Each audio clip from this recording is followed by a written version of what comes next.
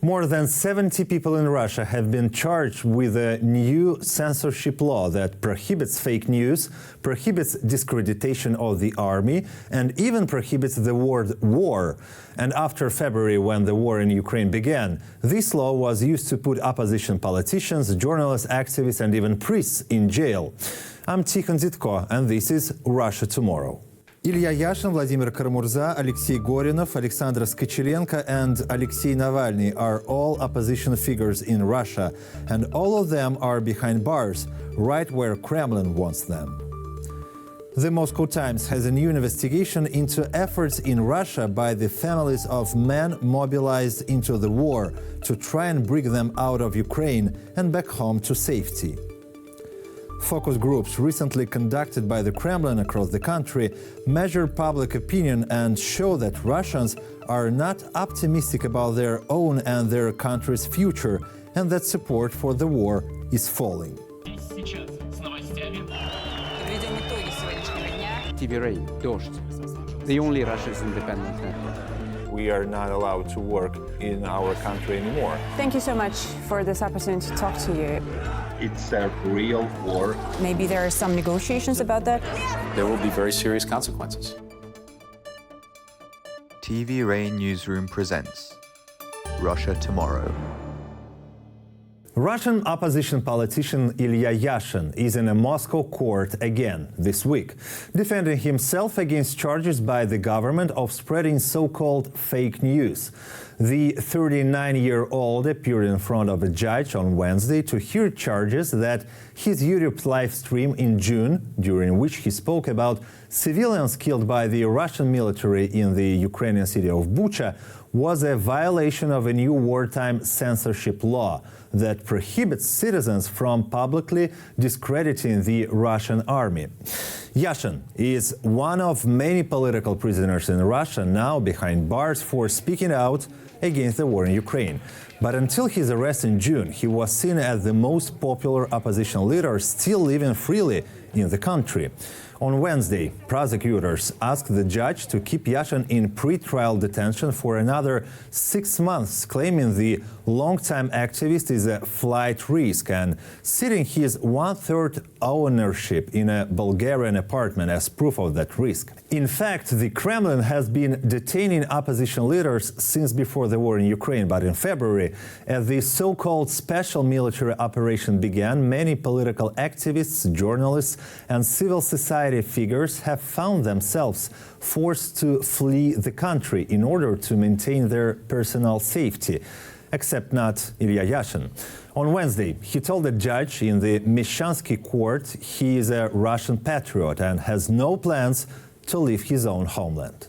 I'm not leaving because I don't think I'm doing anything that goes against the interests of my country. I'm a Russian patriot. Yashin has been a key organizer and political opposition leader since his student days. He ran for Moscow City Duma in 2005 and most recently was serving as a municipal deputy in a Moscow suburb. He is a gifted public speaker and known for passionate speeches at opposition rallies, often in support of Russia's most prominent political prisoner, Alexei Navalny. Navalny, since his 2021 return from medical treatment in Germany, has spent more than 670 days behind bars, and since August, the anti-corruption activist has been regularly removed from the general prison population for forming a prison labor union and placed in solitary confinement for more than 60 days. The 46-year-old father of two is serving a 9-year sentence for fraud and contempt of court on top of the 3.5-year sentence he received in February for violating the terms of a 2014 suspended sentence. Navalny's parole violation came while he was recovering in a German hospital after teams of Russian government agents allegedly tried to assassinate him in Siberia with a deadly nerve agent in his underpants. Navalny is also charged by Russian authorities with starting an extremist organization, which would add another 11.5 years to his current sentence if convicted. Navalny, who ran for mayor of Moscow in 2013, says he's not guilty and that all charges are part of a long campaign by the Kremlin to silence his political activity and stop the anti-corruption foundation he started in 2011. In May, and without prior notice, Navalny was abruptly moved from the Pokrov correctional colony near Moscow to the special regime facility at Melikovo, more than 200 kilometers east of the Russian capital.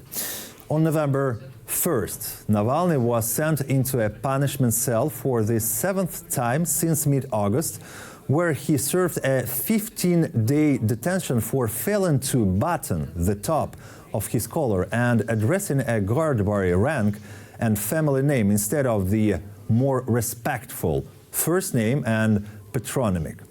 In solitary confinement, Navalny is deprived of his personal effects, extra food, and his small bed is chained up to the wall during the day. He is allowed one book for 1 hour per day and no outside contact, messages, phone calls, or extra food from the prison commissary. It is a form of torture meant to break his will and inspire fear. Nevertheless, Navalny has continued to fight for his rights and call on Russians to stop the war. They do it to keep me quiet. So what is my first duty? That's right, don't be afraid and don't be silent. To which I urge everyone, at every opportunity, stand up against the war, Putin, and united Russia. I hug everyone. In total, Navalny has sat in the tiny cell-like room used for prisoner punishment more than 60 days since he formed a prisoners' labor union called Promzona, which is described in detail on his Instagram account. Well, why not? I'm an employee of a prison. I'm a doorman. And other convicts are employees too, as are the prison guards. In terms of labor rights, we aren't any different. We can form a union to protect our rights. Through a verified social media account on the Twitter platform, Navalny's team regularly relays his updates and personal messages to the wider world.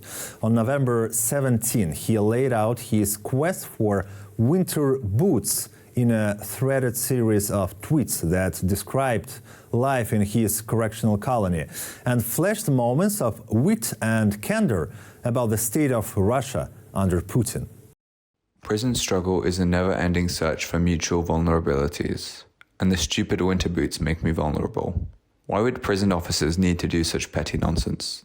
Well, this is a perfect example of the cunning and thoughtfulness of the penitentiary pressure system. You don't get winter boots. That means you either don't go out for a walk and suffer, or you do go out and get sick, which has already happened to me. Getting a cold is nothing if you're at home with a blanket, tea and honey. But in a cell where hot water only comes in 3 cups for breakfast, lunch and dinner, getting sick is strongly discouraged, even if it's just a cold. If you get sick, you'll have to ask the administration for things like pills, medical care, woolen socks, and so on. There are more high-profile political prisoners in Russia at risk of being crushed by the system. In April 2022, political activist, journalist and filmmaker Vladimir Kara-Murza was arrested on charges of disobeying police orders and sent into pre-trial detention, just like Yashin. And just like Yashin, Kara-Murza was also charged with discrediting the Russian army. Russian artist and musician Alexandra Skachelenko was detained by St. Petersburg authorities in March for anti-war activity that included replacing price tags in a city supermarket with information about victims of the war in Ukraine. The 32-year-old freely admits to her activism, but her pretrial detention has been extended indefinitely, and authorities have continued to add charges and harass the activist while she awaits her day in court. Including Yashin, Kara-Murza and Skachelenko, at least 73 people in Russia have been charged under the new censorship law. Many of the defendants are politicians, journalists, priests, activists, and even police officers. On July 8, Moscow municipal lawmaker Alexei Gorinov was sentenced to 7 years in prison under the law. Gorinov, a trained lawyer, was arrested in April on charges of spreading knowingly false information about the Russian army.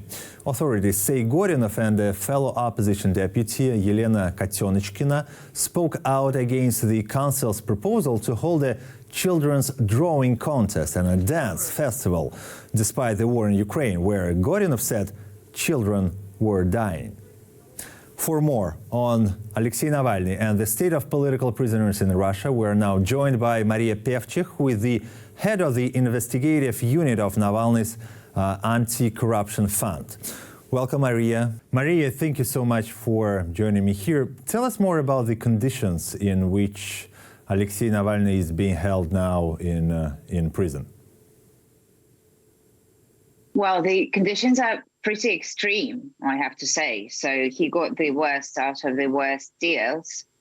He is in a maximum security penal colony. So this is a specialized prison with maximum security for those who have committed more than one crime. Mostly, he's surrounded by murderers, sometimes mass murderers, and this sort of crowd. But within this maximum security colony, he isn't living a normal inmate's life either. For the past 70 or even more days, he has been transferred to a solitary confinement. So this is, in fact, like punishment cell. But the punishment is not really in solitude. The punishment is in the conditions that he's been placed in. We are talking about a tiny little room, probably 2 by 3 meters large. The walls are concrete. There is a tiny little window somewhere close to the ceiling. And in terms of furniture, all this room has is a bed, which is being chained up to the wall every morning at 6 a.m. So he cannot rest on it. He can not lay down or sit down during the day. There is a small table, and there is a stool without a back. So that's all he has. And in terms of his possessions, Navalny is only allowed 2 things in his life: a book and a mug. So that's all he owns at this very moment. For 35 minutes a day, he's being given paper and pen so he can write letters. He can respond to some correspondence that he receives. And for about an hour a day, he gets to go for a walk. I do those quotation marks because that's not really a walk. It's just a cell next door, a very similar one, but without a ceiling. So that's essentially just a concrete box without a lid. So before last week, he was just constantly sentenced to 14 days there, like a rolling sort of punishment. He would be released and then on the same day sentenced again for some minor violation. But something has changed last week, and the prison administration has decided to keep him in a solitary confinement permanently until the end of his sentence. How would you explain why is all this happening? I mean, they put him into jail. Why are they doing things which look more like a torture? I mean, is it an act of revenge from the Kremlin, or is it a message for those in Russian society who are not agree with the actions of the Kremlin these days? I think it's actually neither. I think it's a punishment. It's a very clear punishment for Navalny's anti-war position. If you think about it, he has been probably the most vocal anti-war critic among the people who are in Russia at the moment. That there is no one's voice that is louder, and quite obviously there isn't anyone who carries this level of risk each time that he makes an anti-war statement. And each time we get to read messages from Navalny through his Instagram, or each time we get to see him through the prison camera during the court hearings, he uses this moment not to talk about himself, but rather to talk about the war, to appeal to his massive audience on Instagram and other social networks, trying to convince them that it still makes sense to protest. It still makes sense to be loud and to criticize Putin and Putin's circles for what they have done to Ukraine and to our country, Russia, as well. So I think there is a clear correlation between Navalny being a very, very vocal anti-war voice and the conditions in prison that he's being kept at. My last question, these conditions in which Navalny is being held now in prison and your activities at anti-corruption foundations, your activities and activities of your colleagues, this situation with Navalny in prison, is it tidying your hands or not? Well, in fact, it's doing the opposite, I think.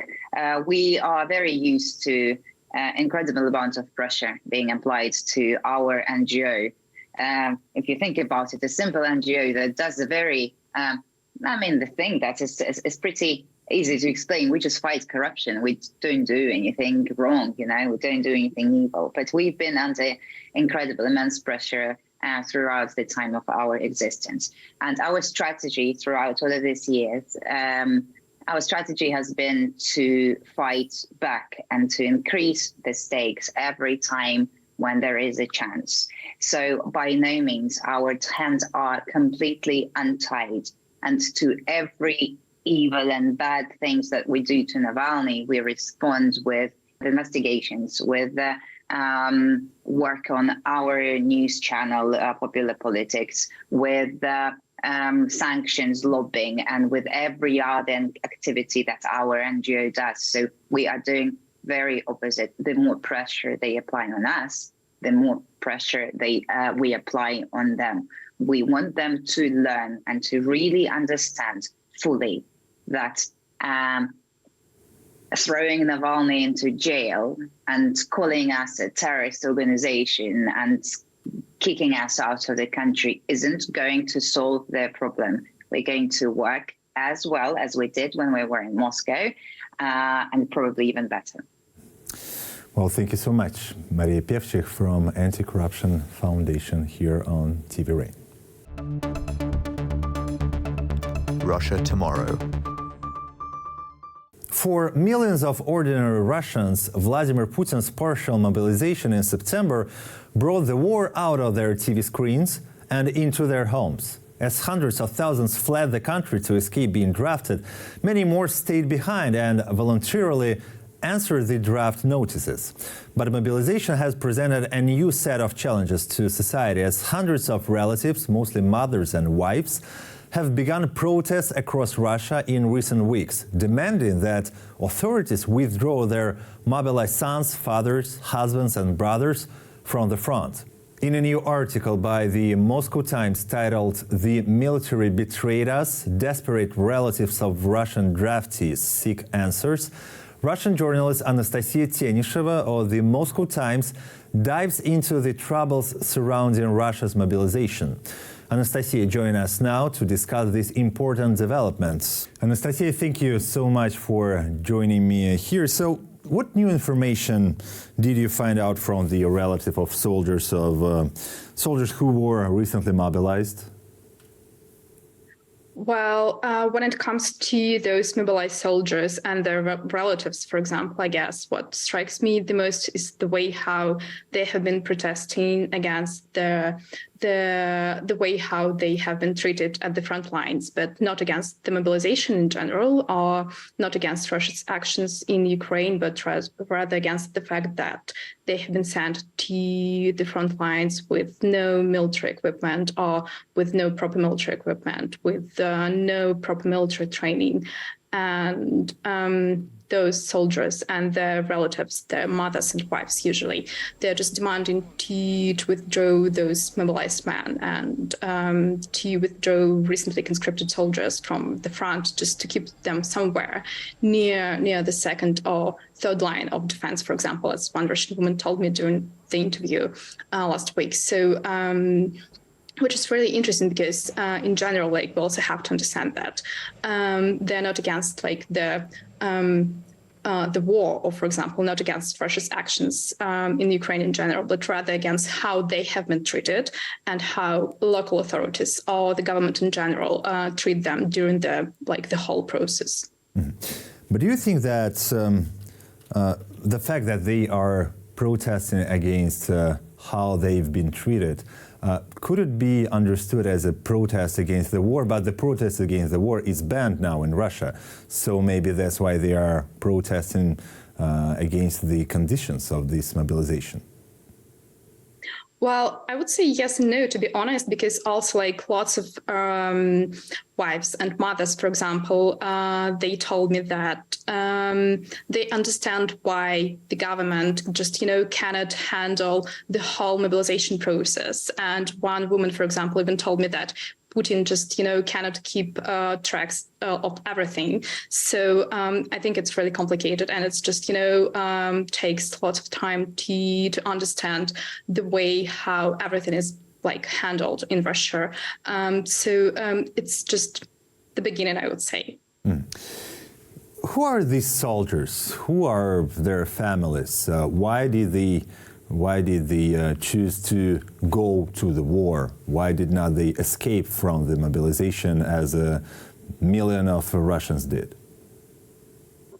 Well, those soldiers who managed to tell me why they decided to go to the war usually just tell me that they supported the I wouldn't say the invasion, because they didn't call it the invasion, but they supported what Russia wants to do in Ukraine, because they usually just believe TV reports and the government. So it's just, as I've said, it's just the beginning of the I think really long and huge process for them to understand the reality. And when it comes to Russian wives and mothers who have been protesting since the start of the mobilization, as I know, there are at least 15 Russian regions, and their biggest concern and the biggest demand, again, as I've said, just the lack of training and poor military equipment, and also those soldiers usually are from very poor regions. They don't have enough education in some cases, just to probably to understand the whole situation there. Usually they do believe what the government is saying about the war in Ukraine, about the Nazi regime there, and about the whole purpose and the whole goal of the invasion, as Kremlin at least trying to portray it. I think last question, how does it seem to you, this movement, how big it is? I mean, we will remember how 25 years ago, during the first Chechen war, the Committee of Soldiers' Mothers, it was a huge movement, and it was one of the reasons why President Boris Yeltsin stopped the war in Chechnya. Do you think that this movement now is big enough, or does it have, is there any evidence that this movement will become something big, and that the government will have to listen to them?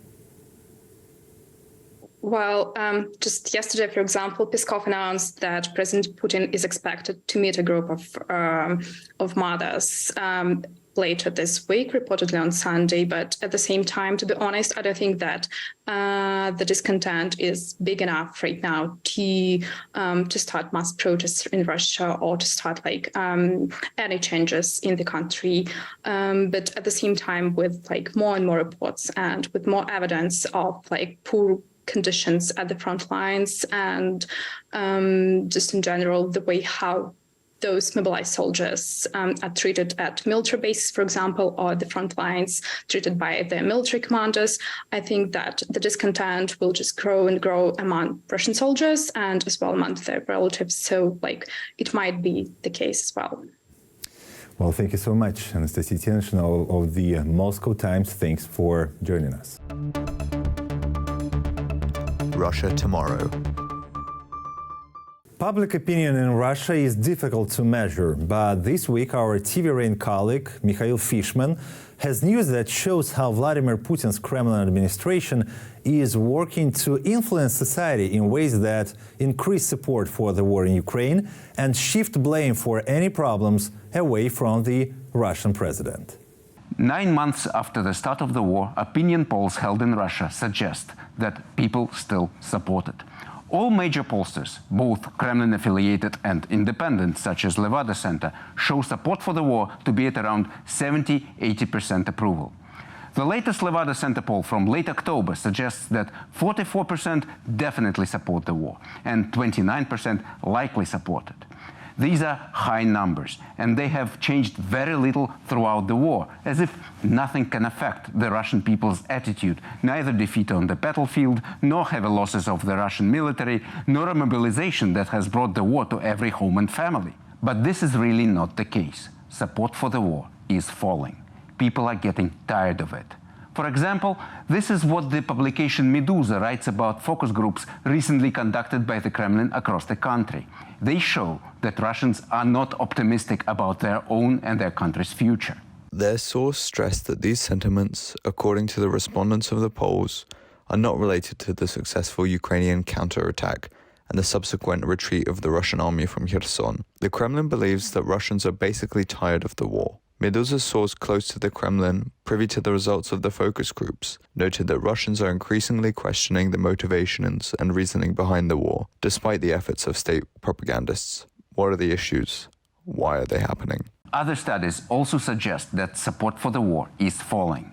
According to the independent sociological project Extreme Scan, the maximum level of support was 66% in April, but it began to decline from the start of July, dropping to 51% at the end of September when the mobilization was announced.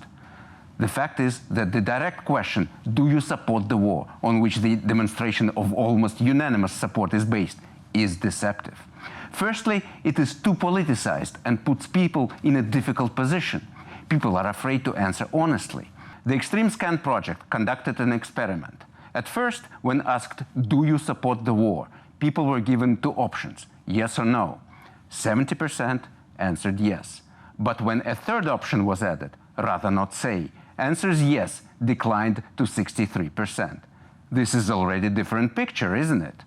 Secondly, those who confirm they support the war are in reality very different people, and their confirmation is based on different grounds.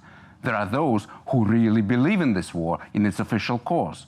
And then there are those who don't really care.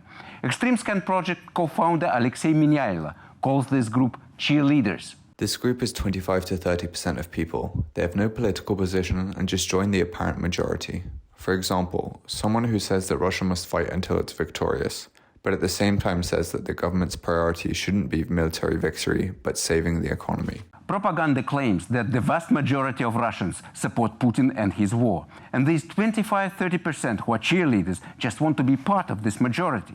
If you subtract them from the total number of supporters, you are left with those who truly support the war, at the very least declare that they are willing to somehow contribute to it. This is the base of support. The Extreme Scan project put this group at 30–38%, about the same amount as the opponents of the war, so it's effectively a tie, and the balance swings towards their position. Support for the war is falling in other polls as well.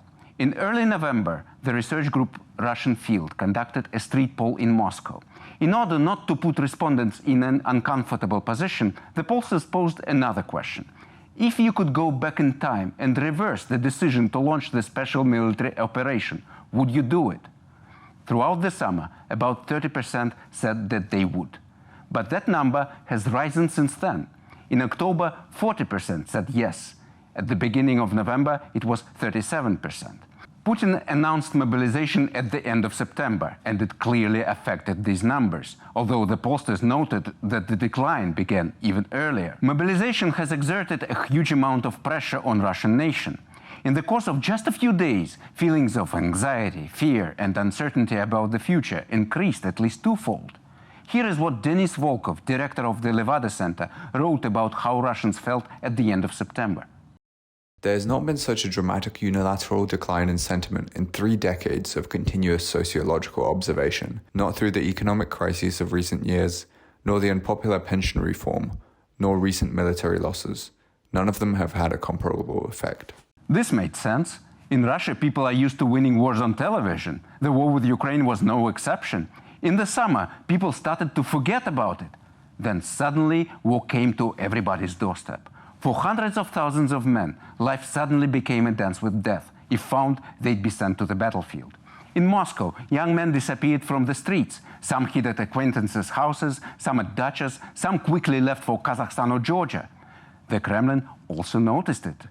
At the end of October, Putin announced the end of mobilization, speaking very clearly on the matter.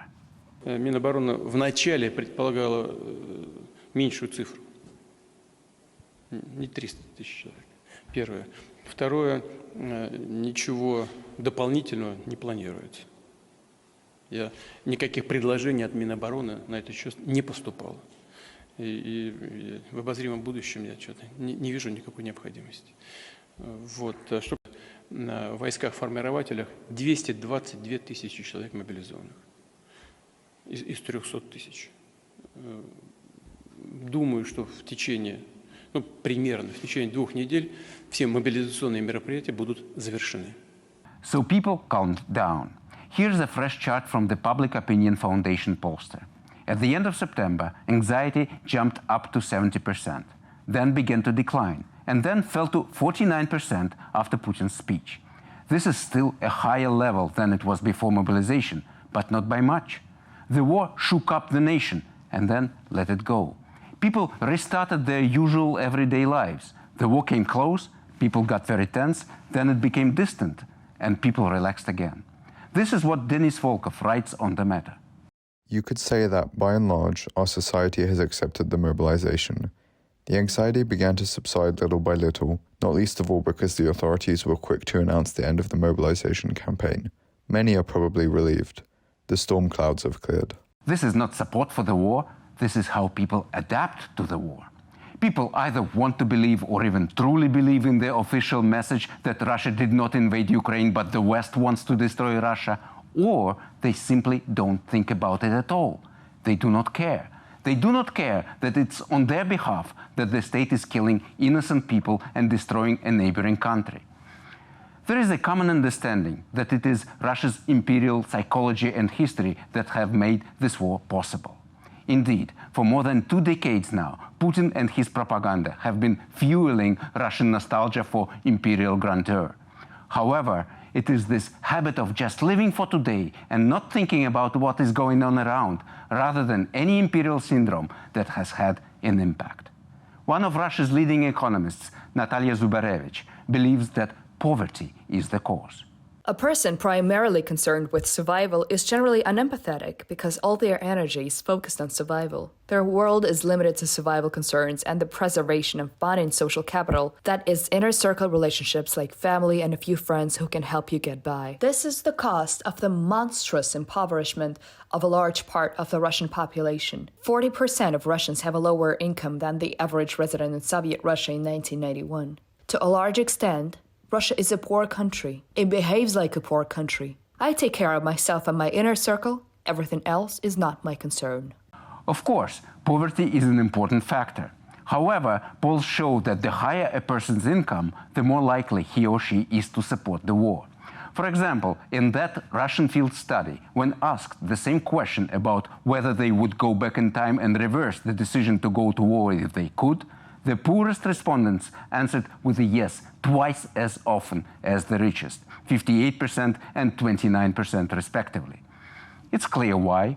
The poor are much more afraid that they won't be able to feed themselves. They are primarily concerned with their own survival and everyday life, and little else. So it's not just about the poverty itself. What matters is that people feel utterly helpless. They don't believe that they can bring any kind of change or somehow influence the decisions of the state. And if they don't, then what is the point of worrying? These are the same conclusions sources close to the Kremlin are relaying to Medusa. Nothing makes us feel alive. Nothing is driving us forward. Just leave us alone. Stay out of our way. The last time Russia lost a war was 25 years ago. That was the first war in Chechnya. Now there are greater losses, more tension, more despair. People are tired of this terrible and senseless war, but they're used to it. The fatigue is only growing, and people would like this war to end, but they don't believe they can make it happen. Russia Tomorrow. This has been Russia Tomorrow, a production of TV Rain. Thank you for watching. Make sure to subscribe to our YouTube channel, share with your friends, and support us on GoFundMe. The link is in the description. I'm Tikhon Zitko. I'll see you soon.